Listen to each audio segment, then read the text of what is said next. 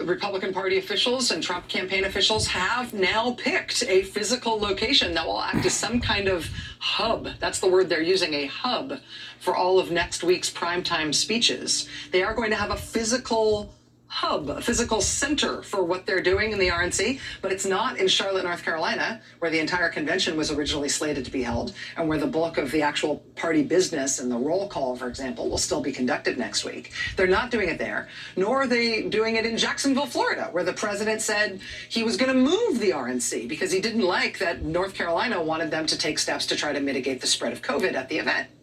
They're not doing it in Charlotte or at Jacksonville. Instead, they're going to do a physical RNC in Washington, D.C. Think about that. The Republican Party holding its nominating convention in D.C. What, the Republican Party is going to make a huge bid for D.C. votes for Donald Trump in the general election? Hillary Clinton got like 90% of the vote in D.C. in 2016. You think you're going to take a bite out of that? Yeah, the RNC is going to be in Washington, D.C. After all of this. Specifically, they're going to use this building. It's called the Andrew Mellon Auditorium, and that's going to be their central hub for the convention speeches next week. And it's a big, fancy, ornate building. It's also federal property, which means, theoretically, under federal ethics rules, it should be off limits for partisan political activities like hosting a major party convention. That's supposed to be illegal, but it's the Trump era. What does law mean? On top of that, though, the Trump campaign has picked the one federal property in all of Washington, D.C., which is physically closest to the president's Trump hotel. The two locations are literally around the block from one another. If you map it on Google Maps, it takes the little stick man 4 minutes to go from one to the other. Look, it's on the other corner. It's the closest auditorium that they could conceivably use against federal ethic laws, while still convincing people that the Trump Hotel is the best place to stay for convenient access to the RNC. And this makes it easy for the Trump organization to maximize its profit from this whole event. But if you really want to go whole hog, why not hike the rates at the Trump Hotel for the week of the RNC?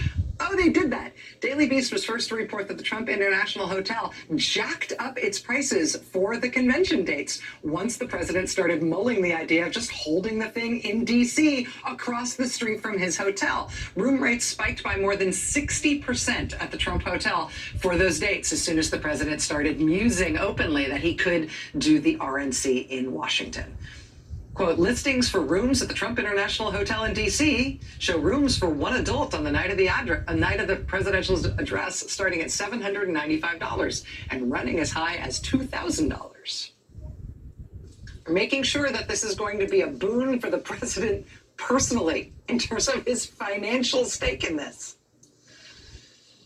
On top of that, there's this very interesting little wrinkle, which is what they're going to call this thing. I mentioned earlier that there is still an actual Republican National Convention happening physically in Charlotte, North Carolina. Contractually, the delegate meeting in Charlotte is locked in, and that technically is the actual convention. That's what's being run by the Republican National Convention Committee.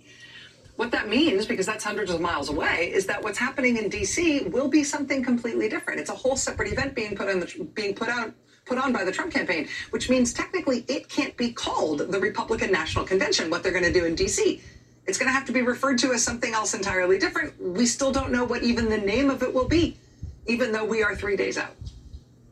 Yeah, it's not like people who are planning on broadcasting this need to plan what to call it or anything.